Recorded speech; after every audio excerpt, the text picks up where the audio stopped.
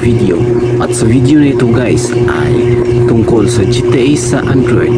So kung naglalaro kayo ng GTA sa Android guys sa inyong device, kung meron kayong GTA sa Android, meron akong i-flex na mode sa inyo ngayon. So ito ang Sukuna mode from Jujutsu Kaisen. Kung sino man ang familiar sa character na to guys, ito na siya, nandito siya sa GTA sa Android.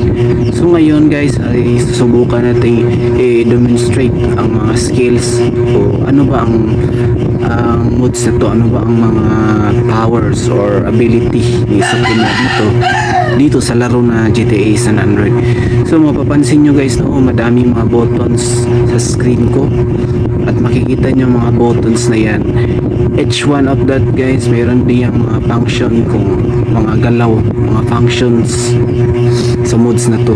So susubukan natin ang mga kuha na to guys. So tignan nyo guys, tignan nyo yung mga slashes at mga attacks ni Sukuna dito guys. Gayang-gaya talaga sa Sukuna doon sa Jujutsu Kaisen. So kung fans kayo ng Jujutsu Kaisen guys, ito na po Sukuna mode. Kikita nyo naman ang angas, napakaangas talaga ng modes guys, sobrang angas. Yan, kita nyo naman ang kawawa ng mga pedestrians, napakaangas talaga ng modes guys. So tingnan nyo guys, napakaangas ito.